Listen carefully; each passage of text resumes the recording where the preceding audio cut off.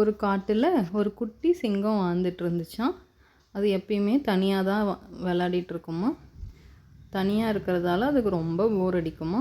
Friends யாருமே இல்லையேன்னு நினச்சி ரொம்ப சேடாகவே இருக்குமா. மற்ற அனிமல்ஸ் கூட விளையாடலான்னு போனாலும் அதுங்க எல்லாமே இந்த லயன் குட்டியை பார்த்து பயப்படுங்களாம். இது கூட விளையாடவே வராதான். ஏன் எல்லாரும் என்னை பார்த்து இப்படி பயப்படுறாங்கன்னு அந்த சிங்கக்குட்டிக்கு ரொம்ப வருத்தமாக இருந்துச்சான். நான் உங்களெல்லாம் ஒன்றும் பண்ண மாட்டேன், நான் உங்களுக்கு நல்ல ஃப்ரெண்டாக தான் இருப்பேன், என்னையும் விளையாட்டுக்கு சேர்த்துக்கோங்களான்னு எவ்வளவோ கேட்டு பார்க்குமா. அவங்க யாருமே சேர்த்துக்கலையாம். ஒரு நாள் என்ன ஆச்சு, அந்த காட்டுக்குள்ளே ஒரு பெரிய பாம்பு வந்துருச்சான். அந்த பாம்பு ஷுன்னு ஒரு பெரிய சத்தத்தை போட்டுக்கிட்டு உள்ளே வந்ததான்.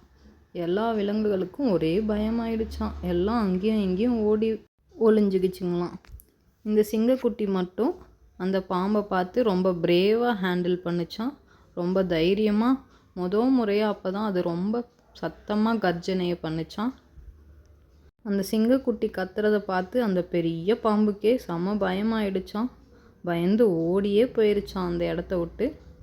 எல்லா விலங்குகளும் அதுக்கப்புறமா அந்த சிங்கக்குட்டிக்கிட்ட வந்து, இனிமேல் நாங்கள் எல்லோரும் உங்ககிட்ட ஃப்ரெண்டாக இருக்கோம், நீ தான் எங்கள் எல்லாரையும் காப்பாற்றின, இனிமேல் நாங்கள் உன்னை பார்த்து பயப்பட மாட்டோம், உன்னை விளையாட்டுக்கு சேர்த்துப்போம் அப்படின்னு சொல்லி எல்லோரும் ஹாப்பியாக விளையாடினாங்களாம். இந்த கதையிலேருந்து என்ன தெரிஞ்சுக்கிட்டீங்க குட்டீஸ்? தன்னம்பிக்கையும் தைரியமும் தான் நம்மளோட ஃபஸ்ட்டு ஃப்ரெண்டு.